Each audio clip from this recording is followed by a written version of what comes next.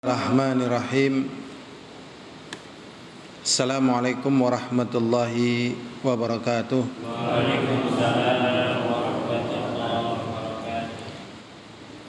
Innal hamdalillah nahmaduhu wa nasta'inuhu wa nastaghfiruh wa na'udzu billahi min shururi anfusina wa min sayyiati a'malina. May yahdihillahu فلا مضل له ومن يضلل فلا هادي له أشهد أن لا إله إلا الله وحده لا شريك له وأشهد أن محمدا عبده ورسوله اللهم صل وسلم على محمد وعلى آله وأصحابه ومن تبعهم بإحسان ila yaumiddin wa ba'd. Tidak lupa senantiasa kita ingatkan untuk senantiasa kita bersyukur kepada Allah, baik dalam keadaan sehat, sakit, terasa susah, bahagia, ya, kita tetap berusaha untuk senantiasa bersyukur. Apalagi kalau kita lihat dari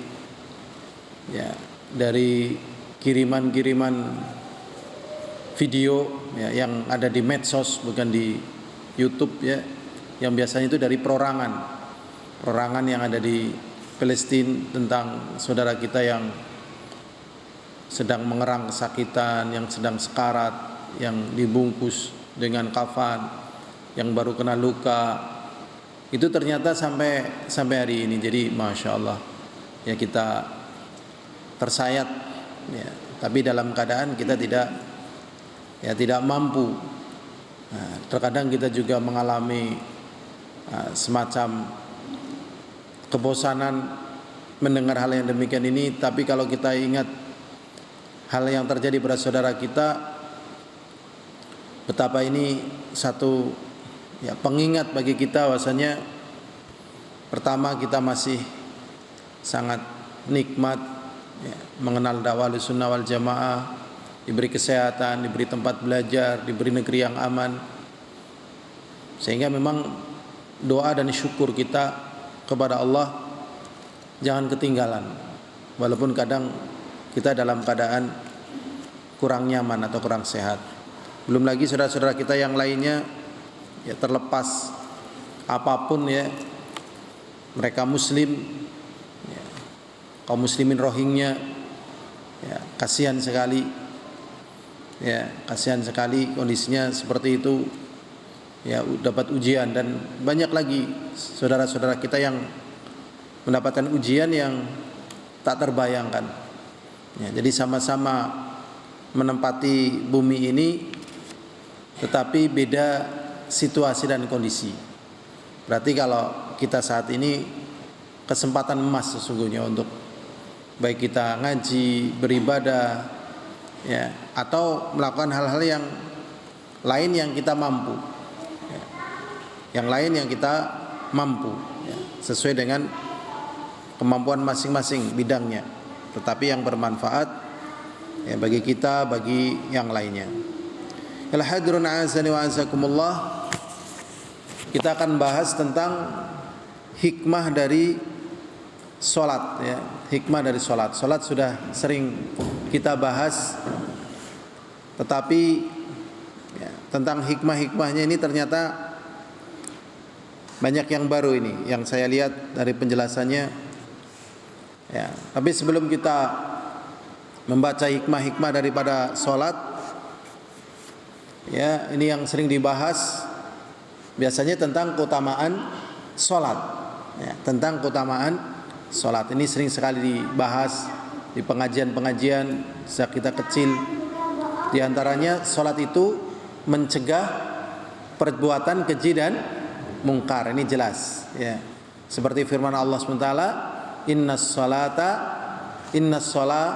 sholata tanha 'anil fakhsya'i wal munkar. Sesungguhnya sholat itu mencegah perbuatan keji dan mungkar. Kemudian juga sholat itu termasuk seutama-utama amalan ya setelah syahadat. Ada orang bertanya kepada Rasulullah sallallahu alaihi wasallam, "Ya Rasulullah, ayyul amali afdal?" Ya Rasulullah, amalan apa yang paling utama? Rasulullah mengatakan as-salatu ala waqtiha. Salat pada waktunya. Jadi salat ini ya keutamaannya sangat besar. Kemudian juga salat ini penolong. Jadi salat ini penolong ya. Jadi salat penolong. Makanya orang kalau ngadepin problem, kadang yang paling mudah terlupakan, salatnya. Jadi jangan lupa salat ini. Ya, jangan lupa apa? Salat. Ya. Allah SWT berfirman, "Wasta'inu bis-sabri was-shalah. Innaha lakabiratun illa 'alal khashiyin." Dan jadikanlah sabar dan salat sebagai penolong. Jadi salat itu betul-betul sebagai penolong. Ya, akan sangat dirasa ya bagi yang disebutkan di dalam Al-Qur'an tadi ya, sesungguhnya perkara itu berat kecuali bagi orang yang khusyuk. Wah, ini berarti saudara-saudara kita yang kena musibah banyak sholat ini ya, banyak sholat, ada kesempatan sholat ya. Di pengungsian gitu bang, untuk bisa sholat dalam suasana ngungsi itu ya berat, tapi sempatkanlah sholat, entah gimana caranya. Banyak doa, minta diperbaiki ya, dari doa-doa yang sudah diketahui ya. Allahumma asli li dini alladhi wa ismatu amri wa asli li dunyaya alladhi wa ma'ashi wa asli li akhirati alladhi huwa ma'adi, dan seterusnya. Banyak doa ini ya, karena kadang dapat ujian seperti itu juga banyak hal yang perlu dievaluasi ya. Banyak hal yang perlu dievaluasi ya. Pasti akan ada jalan keluar. Kalau enggak secara ya mayoritasnya, secara individunya atau keluarganya pasti akan ada jalan keluar ya. Misalnya yang pengungsi ya, misalnya semuanya tidak bisa lepas dari pengungsian, tapi ada mungkin dari anggota keluarganya atau dia bisa lepas dari sebagai statusnya pengungsi, kemudian derajatnya lebih bagus, langkahnya lebih bagus, amalannya lebih bagus, begitu. Pasti ada. Ya, doa ini penting ya, dan salat. Karena Allah SWT mengatakan wasta'inu bis-sabri was-shalah innaha lakabiratun illa 'alal khashiyin. Ya, seperti ya pasukannya siapa ya? Imam Mahdi itu tatkala dikejar-kejar oleh Dajjal, kemudian tidak ada jalan bagi mereka ya, akhirnya mereka mengerjakan salat malam terus begitu. Sampai di tengah malam kemudian Nabi Isa turun ke langit. Kemudian setelah itu mereka ya berperang melawan Dajjal. Berarti salat ini penting. Ya, jadi salat ini penting, jangan dilupakan. Tadi ada yang konsultasi ya, ada orang tua sudah stroke. Ya, kencingnya di situ dan seterusnya. Lah, anaknya ini memerintahkan ke orang tuanya jangan sholat karena najis. Akhirnya ada yang nanyain bagaimana? Ya tetap sholat. Ya tetap sholat. Tentunya ya semampunya, dari gerakannya, keadaannya, tentang toharohnya. Ya juga ya semampunya, namanya orang seperti itu suruh bersih dari najis ya nggak mungkin. Seperti orang misalnya orang tua ya kan, otaknya masih normal ya, jiwanya masih normal, tapi sudah ya istilah bahasa Arabnya sulusul baul, itu kencing itu akhirnya pakai pampers ya, banyak najisnya, tapi ya tetap sholat ya. Nah akhirnya ini nanya lagi, tapi anaknya nggak percaya. Mana dalilnya banyak. Dalilnya diantaranya firman Allah SWT, la yukallifullahu nafsan illa wusaha. Jadi semampunya, karena Allah tidak membebankan jiwa kecuali sebatas kemampuannya. Kemudian juga di dalam kaidah usul fikih ya, al-masyaqqah tajlibu taisir. Kesulitan itu mendatangkan kemudahan. Juga di hadis Rasulullah sallallahu alaihi wasallam, Rasulullah mengatakan, innallaha yuhibbu an ta'tiya rukhsatahu kama yuhibbu an taraka maksiatah. Sesungguhnya Allah SWT suka didatangi rukhsahnya, dan sebagaimana Allah suka ditinggalkan maksiatnya. Nah ini, jadi banyak dalil-dalil yang menjelaskan tentang tetap harus sholat. Jadi sholat ini pokok, walaupun dalam keadaan Walaupun dalam keadaan apa? Ya dalam keadaan apapun. Dalam keadaan apa? Apapun. Makanya kalau nggak bisa sholat, yang terkenal di masyarakat itu apa? Kalau nggak bisa sholat, disolati. Gini Pak Matan? Enggak. Berarti sholat ini sampai mati. Walaupun hanya dengan isyarat. Nah, walaupun dengan isyarat. Loh itu kan najis. Bukan permasalahan najis. Dia tidak mampu untuk sempurna seperti kita, gitu loh. Kan kayak gitu. Bukan najis. Loh kok nggak berdiri? Sama dia nggak mampu sebagaimana orang seperti kita. Loh bacanya kok nggak dia nggak mampu seperti kita. Lah terus gimana? Ya memang Allah tahu. Allah itu berbeda dengan makhluknya. Ya. Allah berbeda dengan apa? Makhluknya. Jadi Allah rela menerima dari makhluknya dengan sesuatu yang tidak sempurna. Allah rela. Ya. Allah apa? Rela. Gridnya seperti ini, gridnya. Ya. Tapi tatkala makhluknya tidak mampu, waduh, nggak sesuai grid ini nggak apa-apa. Yang penting kamu kerjakan. Dan Allah itu cinta. Karena yang Allah maukan ini kita itu sebagai hamba tahu kedudukan kita sebagai hamba. Nanti Allah akan memberikan pertolongan, memberikan rizki, memberikan jalan keluar di luar dari apa yang kamu sangka. Ya, di luar dari apa yang kamu sangka. Dan ini memang terus Allah tunjukkan begitu. Makanya sama-sama menerima musibah, ternyata per individu yang didapat dari musibah yang bentuknya sama, ternyata dia mendapatkan apa? Berbeda. Gini apa mboten? Nggih. Zahirnya bentuk musibahnya sama. Misalnya ya di Jatinegoro dulu kena banjir sempor. Ya satu desa kena. Ternyata orang yang kena banjir sempor nasibnya sendiri-sendiri. Di Palestina juga kena reruntuhan. Banyak yang mati, ternyata ada yang di dalam reruntuhan hidup. Ya, sama-sama kena musibah, per individu dampak dari musibah itu ternyata berbeda. Sama-sama jatuh pesawatnya, semuanya mati, dia selamat, ya kan? Kan kena musibah semuanya. Nah, di sini hal-hal yang demikian ini Allah ingin tunjukkan loh hambanya begitu. Maka di sini adalah apa? Salat, ya, salat. Kemudian salat juga merupakan sebab masuk surga. Waktu itu Rasulullah mengatakan, "Salni, mintalah kepadaku." Kemudian orang itu mengatakan, "As'aluka, ya, as'alu murafaqaka fil jannah." Aku minta kepada engkau menemani engkau di surga. Rasulullah mengatakan, "Apa enggak ada permintaan lain?" "Enggak ya Rasulullah, itu saja." Akhirnya Rasulullah mengatakan, "Fa'ainuni 'ala nafsika bikathratis sujud." Udahlah, kalau kamu memang permintaannya kayak gitu, ya kayak gitu juga bisa ditawar, kamu ingin menemani aku di surga, ya tolong bantu aku, kata Rasulullah, kamu kerjakan banyak sholat. Banyak apa? Sholat. Ya, cuman memang butuh apa ya? Butuh ngelatih rasa, ya. Butuh ngelatih apa? Rasa, ya. Kita ngalami perasaan yang berbeda enggak? Waktu kecil, waktu sedang, waktu bujangan. Ya, ada rasa yang berbeda apa enggak?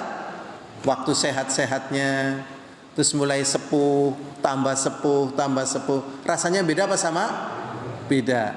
Kadang kesepuhan ada perasaan sedih, nelangsa, ya kan? Teman yang banyak lama-lama apa?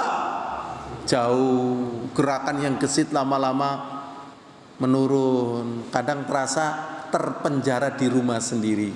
Padahal nggak ada yang menjara, nggak ada. Siapa yang menjara kita? Nggak ada. Tapi fisik kita sudah, ya kan? Istri kita, yang anak kita, ya Allah.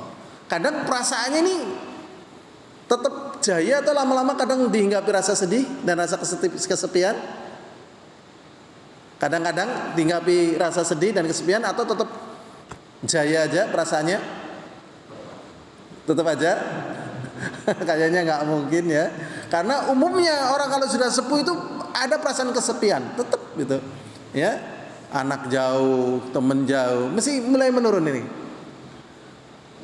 Lah di sini latihan kekuatannya yaitu ya bermunajat kepada Allah. Ya, khusyuk. Saya tadi mau ngomong bermesraan dengan Allah, ini bukan bahasanya Ahlussunnah ya. tetapi khusyuk, tentram, damai gitu.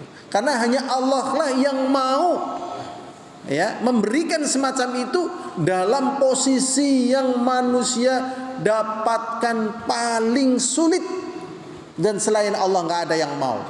Siapa yang mau selain Allah SWT? Nolong pas lagi dimakan ikan hiu di dalam air, siapa yang mau nolong? Nggak ada. Tatkala mau masuk api dan di dalam api, siapa yang menolong? Nggak ada. Hanya Allah yang menolong. Ya, dalam suasana yang sangat mengerikan. Ya, kita butuh penolong, kita butuh damai, kita butuh tenang. Ternyata terkandung di dalam sholat. Terkandung di dalam sholat. Ya, makanya kita belajar. Ya, belajar merasakan sholat itu menjadi satu kenikmatan yang luar biasa. Ini butuh latihan memang. Ya. Tapi kalau sudah dia pernah merasakan sekali dua kali, dia bisa membayangkan betapa nikmatnya sholat. Karena Rasulullah SAW mengatakan ju'ila ya min dunyakum ya, jalallahu ilayya ya min dunyakum, Allah Subhanahu wa taala jadikan dua perkara yang ada pada dunia kalian, yang Allah berikan rasa cinta pada diriku, at-tib ya wan nisa wa qurratu aini fis shalah. Jadi Allah jadikan aku cinta kepada minyak wangi, kepada istri, dan juga Allah jadikan kesukaanku di dalam salat. Jadi kalau sudah salat nikmat sekali ya, sangat nikmat. Biasanya kalau nikmat kayak gini salat malam. Nah, ini butuh melatih ya sehingga damai itu. Ya, damai di saat-saat yang memang kita butuh kekuatan jiwa karena biasa sholat, Allah yang akan menjaganya. Ini sekilas tentang keutamaan sholat. Kemudian tentang hikmah-hikmahnya ini. Hikmah-hikmahnya yang pertama yaitu as-sholatu nurun. Sholat itu cahaya. Ya, sholat itu apa? Cahaya. Pembahasan cahaya sudah pernah kita bahas ya. Fakama ana nurun yastadi'u bihi fadzalika shalat tahdi ila shawab. Ya, cahaya itu kan menerangi. Demikian juga salat membimbing orang kepada perkara yang tepat. Makanya kalau bingung milih ini milih itu, maka salat apa? Istikharah. Ya kan? Dan sebagainya pembahasannya lah, panjang ya. Wa tamna minal ma'asi, dan mencegah dari perbuatan maksiat. Jadi kadang orang marah dan sebagainya salat. Orang putus asa salat. Syahwatnya lagi bergejolak. Ya, kadang orang syahwatnya bergejolak. Waduh, ini gimana nih, bahaya ini. Salat ya. Tanhanil fakhsyai wal munkar, mencegah perbuatan keji dan mungkar. Berikutnya yang kedua, as-shalah sillatu bainal abdi wa rabbih. Salat itu adalah hubungan antara hamba dengan Tuhannya. Jadi memang salat ini merupakan silah, penghubung antara hamba dengan Tuhannya. Wa hiya imaduddin, dan salat itu tiang agama. Ada apakah ini hadis atau apa, Anda nggak tahu ya. Tapi sering dikatakan as-salatu imaduddin. Faman tarakas shalah faqad hadamaddin. As-salat itu adalah tiangnya agama. Barang siapa yang meninggalkan salat, maka dia telah menghancurkan agama. Jadi ngeri sekali kalau orang sampai enggak salat ya. Ngeri sekali ya sebenarnya. Yajidu fihal muslim lidzatan munajah rabbih. Di dalam salat tersebut dia seorang muslim merasakan kelezatan di dalam berbisik-bisik dengan Allah. Dan jiwanya menjadi lapang dan ya menjadi kesenangan bagi dirinya dengan Rabbnya. Hatinya menjadi tenang, dadanya menjadi lapang. Wa tuqdi hajatah, dan terrealisasi hajatnya. Jadi dengan salat terrealisasi apa? Hajatnya, seperti kisah nyata ya.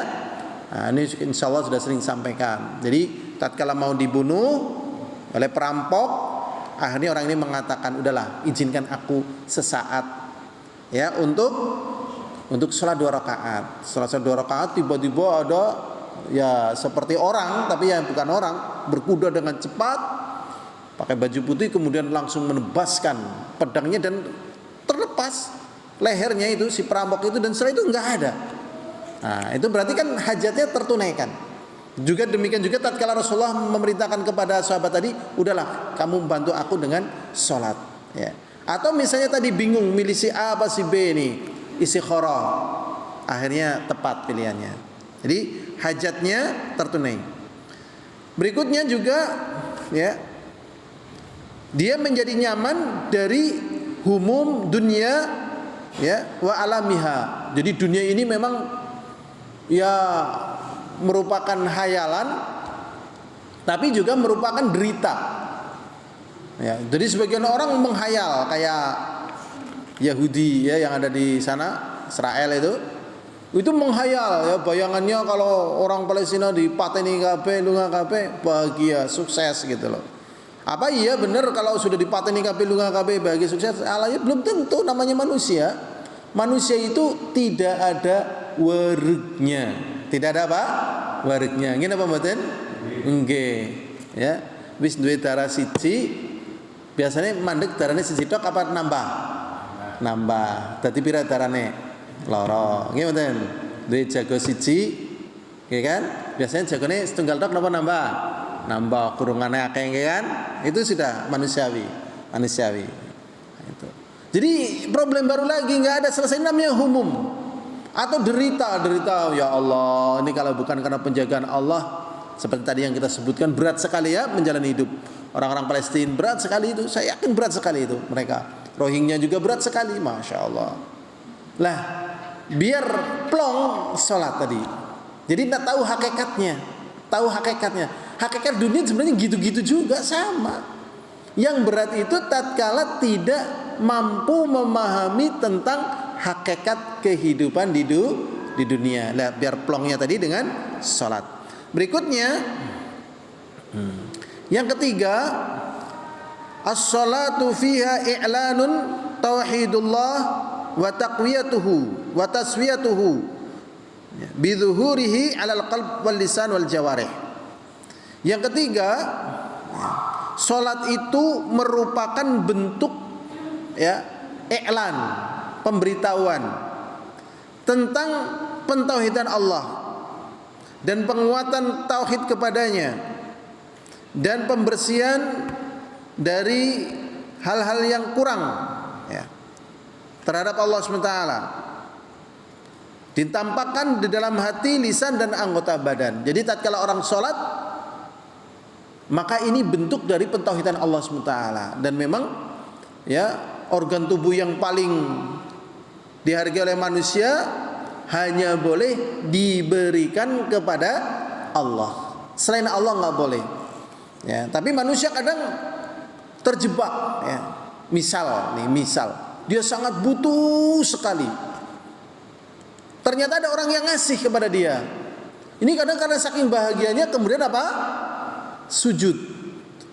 Sebagai bentuk terima kasih dia kepada orang tersebut yang ngasih. Boleh apa tidak boleh?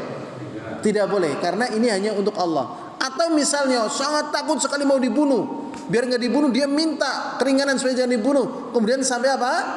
Sujud. Karena saking cintanya, sangat baktinya dan sangat bahagianya terhadap orang tuanya. Biasanya selesai pendidikan, okay? Selesai pendidikan nggih Pak Munggi nggih pakai masih seragam dan sebagainya, ketemu bapak rangkulan terus sujud. Angsal apa mboten? Mboten. Tapi ada enggak yang melanjutkan sujud seperti itu?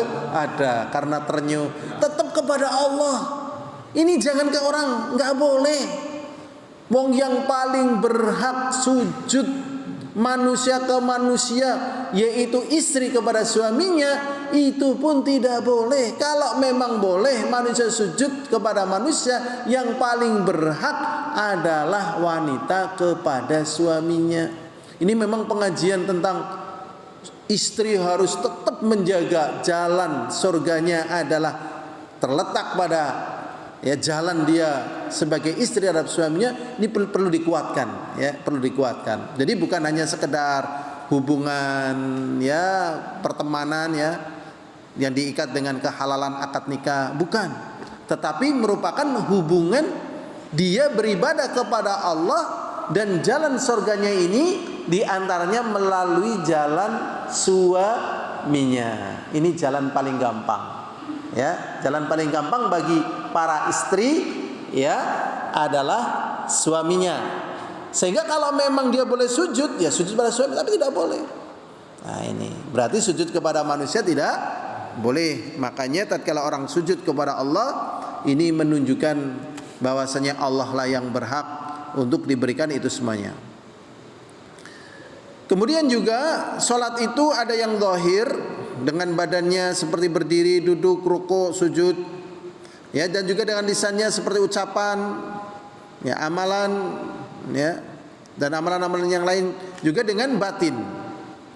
Makanya di dalam salat ini, ya, merupakan amalan yang meliputi semuanya, baik amalan jasad dan amalan ruh. Ya, amalan jasad dan amalan ruh. Makanya salat ini memiliki kekuatan yang luar biasa. Cuman tatkala orang salat, biasanya syaitan itu mengganggu. Sehingga apa? Tergesa-gesa salatnya. Atau salatnya tidak sempurna. Tatkala salatnya tidak khusyuk, salatnya tidak sempurna, maka apa yang mau dia rasakan dari rahasia-rahasia yang terkandung di dalam salat, dia tidak mendapatkan. Ya, dia tidak apa? Mendapatkan.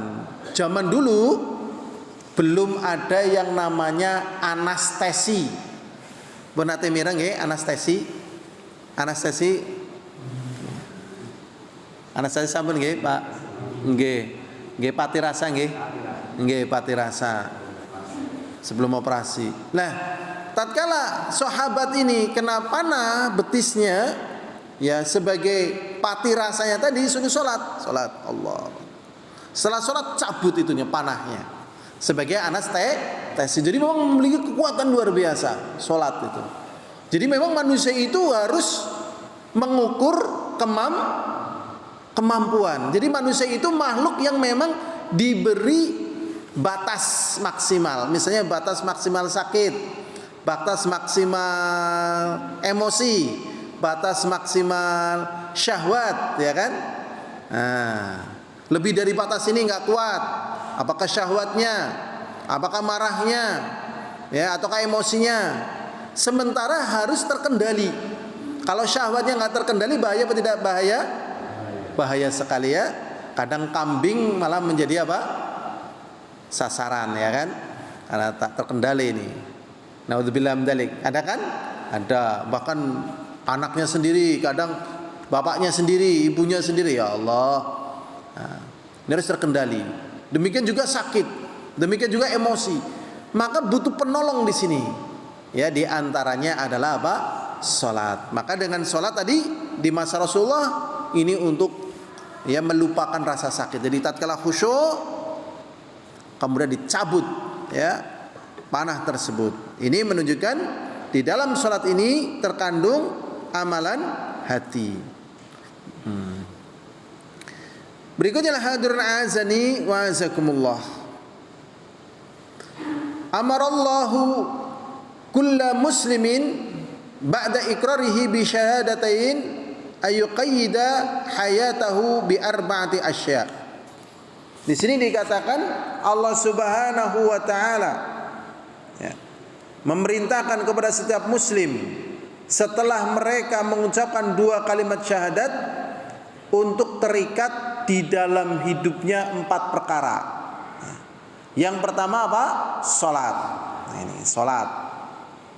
Yang kedua zakat.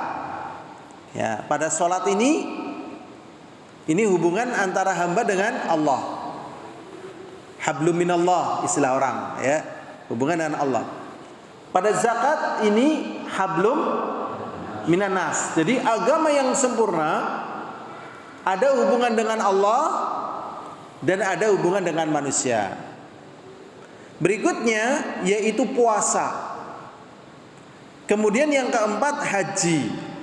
4 perkara ini harus terikat dalam kehidupan manusia. Ini semuanya adalah rukun Islam.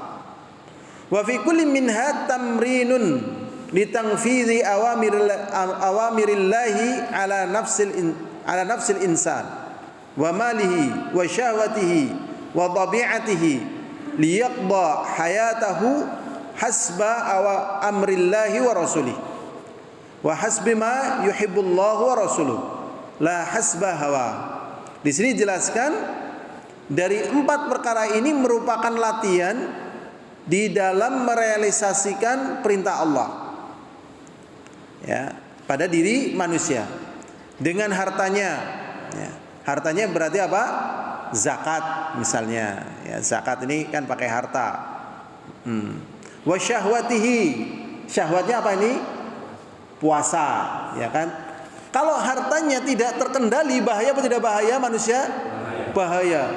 Banyak orang kaya nggak menikmati kekayaannya, cuman seneng dengan banyaknya kekayaan. Padahal yang dibutuhkan oleh manusia kan menikmati kekayaan dan kekayaannya bermanfaat. Ya, menikmati kekayaan dan kekayaannya apa? Bermanfaat. Ya. Karena hidup ini kalau susah, syukurnya kurang. Nah, ini ada kisah nih, udah pernah kita kisahkan. Ada orang kaya, tanahnya banyak. Ya dia jualan pisang. Ya, tatkala kita bilang, "Pak, kok nggak pakai sepeda ontel atau sepeda motor atau pakai mobil?" Ya kan? Kaya. Dia bilang, "Ngapain itu semuanya rongsok." Terlepas itu semuanya, tatkala dia hidupnya nyaman, enak, dia rasa syukurnya kepada Allah tumbuh. Dibandingkan tatkala dia itu menjalani hidup susah, tetapi dia menjaga kebahagiaannya dengan banyaknya harta. Harta ini bisa menjadi petaka bagi dirinya. Maka supaya harta ini tidak menjadi petaka bagi dirinya, di antaranya latihan. Latihannya di antaranya dengan apa? Zakat. Pernah Abdurrahman bin Auf, ya Abdurrahman bin Auf, ya Rasulullah mengatakan, aku melihat ya ada belenggu di kakimu tatkala kamu mau menuju surga. Dia udah paham ucapan Rasulullah, kemudian beliau mengatakan, ya Rasulullah, sesungguhnya harta sudah saya belanjakan di jalan Allah. Jadi Abdurrahman bin Auf ini kaya, ya tentunya bisa menikmati kekayaan. Tetapi di balik bisa menikmati kekayaannya ini, kekayaannya ini pun bisa membawa dia menuju kebahagiaan berikutnya. Nah, ini termasuk manajemen hidup ya tadi dengan apanya tadi? Dengan jiwanya, kemudian dengan hartanya, berikutnya dengan syahwatnya. Ya. Manusia tidak punya syahwat, enak atau tidak enak? Manusia nggak punya syahwat, enak apa tidak enak? Gak enak lah, istrinya minta cerai, ya kan? Pak jenengan gagah iya, sugih iya, kuat iya, tapi jenengan lektoy. Aduh Pak Kaisan, aku wis pak lah, 2 tahun baik. Karena perempuan pun berteriak itu. Makanya kalau di dalam bab nikah, di antara uyubun nikah, di antara aib-aibnya nikah adalah ainin. Bahasa fikihnya apa? Ainin. Kalau bahasa kitanya ini impotensi. Nah, impotensi. Kenapa? Impoten ya. Ini kenapa impoten ini dimasuk dalam bab uyubun nikah? Si perempuan kan punya hajat. Ya kan? Berarti kalau nggak punya syahwat tetap nggak enak. Tapi syahwatnya nggak terkendali, gimana? Musibah. Jadi syahwatnya tetap ada, tapi tumpul terkendali, yaitu dengan puasa. Jadi ada saatnya ibadah, saatnya bekerja, saatnya silaturahmi, juga saatnya memberi nafkah kepada istri. Sampai Rasulullah SAW mengatakan, Inna fi bud'i ahadikum shadaqah. Sesungguhnya pada kemaluan salah seorang istri di antara kalian ini ada sedekahnya, ada pahalanya. Para sahabat bingung. Ya Rasulullah, ayatiya ahaduna syahwatahu halaha ajrun? Ya Rasulullah, masa kita mendatangi syahwat kita kepada istri kita kok dapat pahala, ini gimana? Oh, Ibadah kok syahwat? Nalarnya gimana Rasulullah? Gini, kalau kamu taruh diletakkan perkara yang haram syahwat kamu, haram ya bisa apa saja. Yang penting bukan istri dan bukan budak. Itu masuknya dalam kategori apa? Haram. Ya, sama istri orang lain haram, laki ke laki haram, ya. Dengan binatang haram, dengan tangannya sendiri haram, dengan media yang lain haram. Yang halal cuma istri sama budak. Kalau sama yang lainnya haram, sekarang kalau diberikan kepada istrinya pahala enggak? Ya pahalanya besar.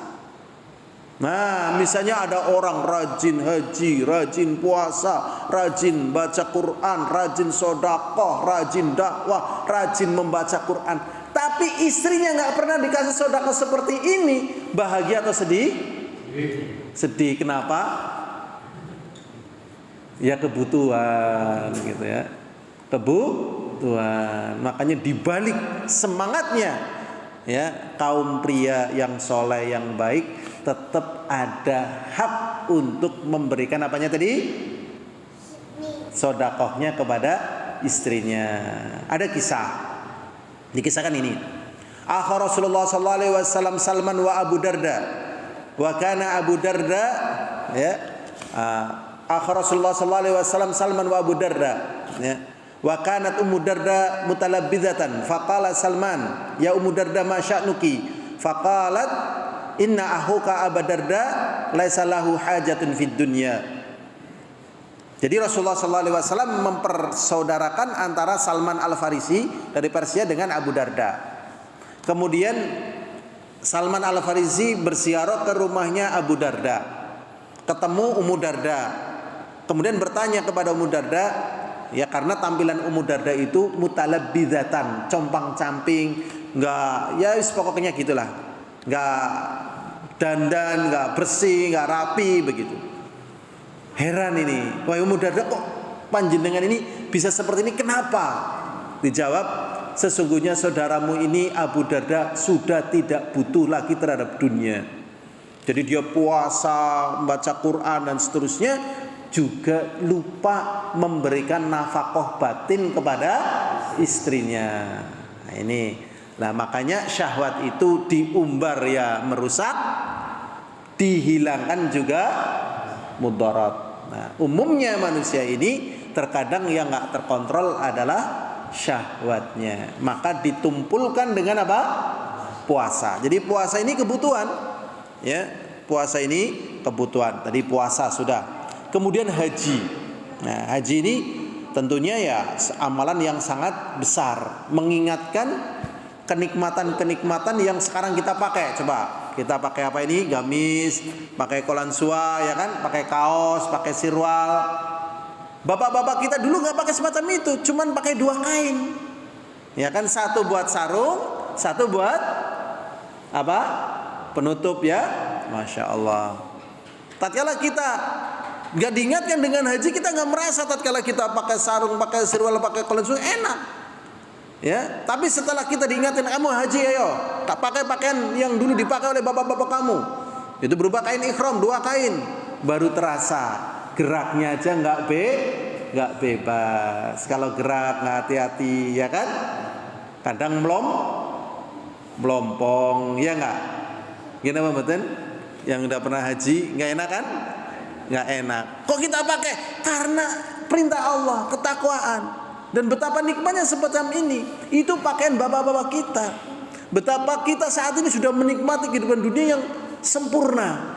Tapi kalau kenikmatan dunia ini yang sempurna ini tidak diimbangi dengan ibadah, kadang kenikmatan itu menjadi petaka. Ya, jadi jangan sampai kenikmatan menjadi apa? Petaka.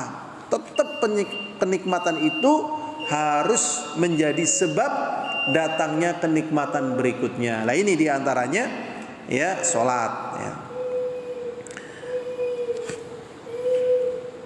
Wa fi kulli minha tamrinun litanfidhi awamirillahi ala nafsil insan. Ini semuanya adalah merupakan bentuk pelatihan untuk merealisasikan perintah Allah pada diri manusia, pada hartanya, pada syahwatnya, wa tabi'atihi, dan pada tabiatnya.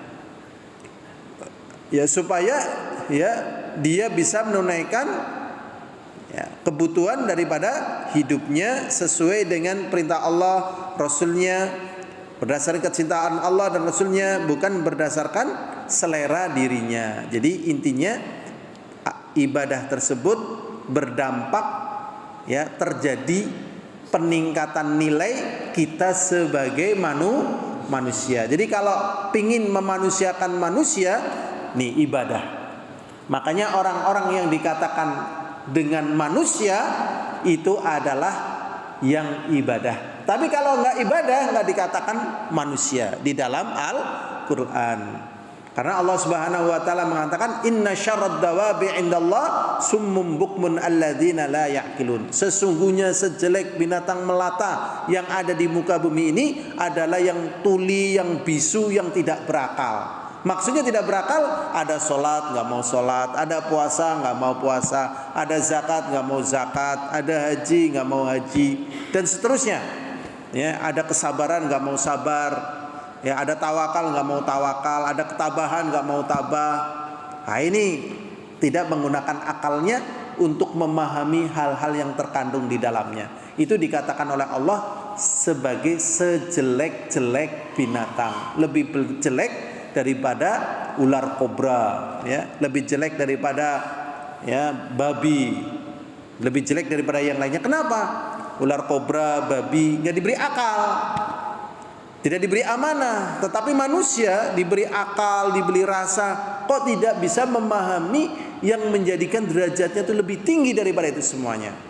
Sehingga oleh Allah SWT dikatakan dengan sejelek-jelek binatang melata. Ini saja yang bisa kita sampaikan. Semoga kita termasuk menjadi golongan orang-orang yang cinta sholat dan merasakan nikmatnya sholat. Bukan hanya sholat saja tetapi ibadah-ibadah yang lain, sehingga derajat kita diangkat oleh Allah di dunia ini dan membawa tingginya derajat kita besok di akhirat. Wallahu a'lam bishawab. Walhamdulillahirabbil alamin. Assalamualaikum warahmatullahi wabarakatuh.